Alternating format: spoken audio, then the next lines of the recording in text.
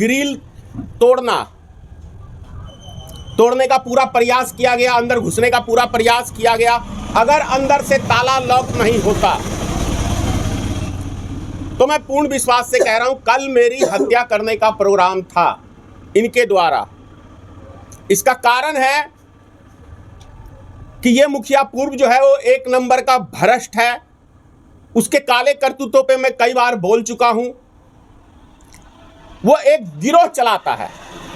अब मुखिया नहीं रहा तो कमाई के साधन इसके बंद हो गए हैं, तो अब ये गिरोह चलाता है।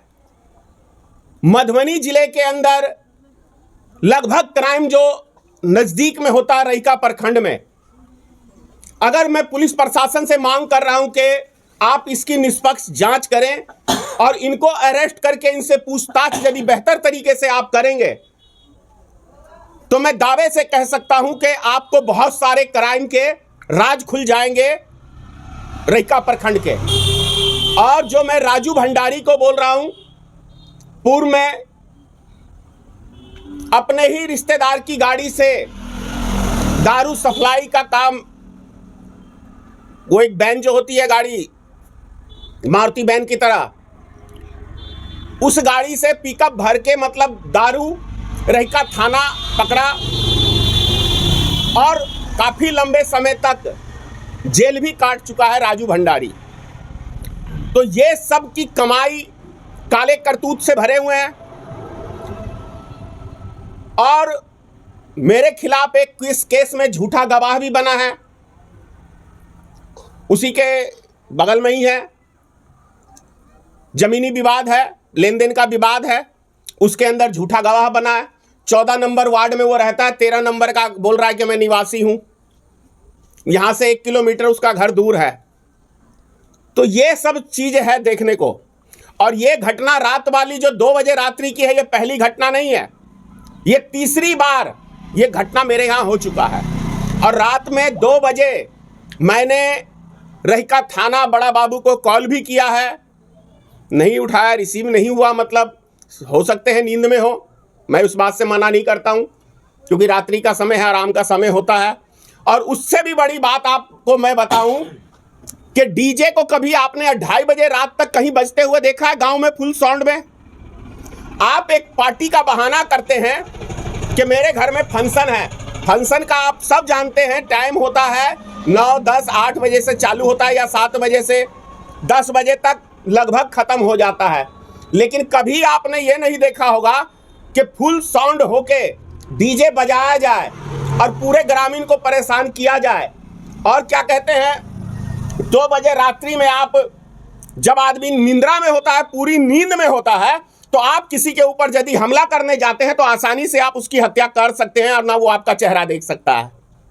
तो आप लोग समझ सकते हैं कि 2 बजे रात्रि के अंदर किसी के घर के ऊपर जाके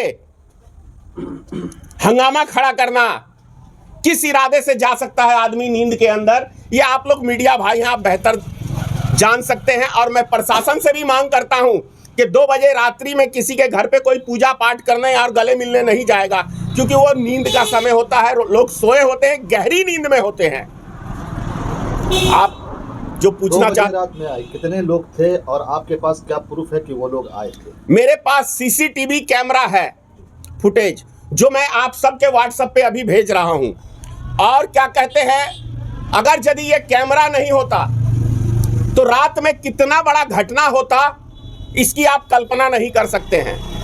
कैमरे के डर से वो मुरे हैं, उसमें देखा जा सकता है। उसके अंदर आपको 5 आदमी हैं, जो बच्चे को भी इस्तेमाल किया जाता है। ये लोग इतने स्वार्थी और इतने खतरनाक माइंड के लोग हैं कि आप सीसीटीवी कैमरे में देखेंगे तो आपको शर्ट उतार के बच्चे भी मिलेंगे, उसको दारू पिला के बहका के 2 बजे रात्रि में।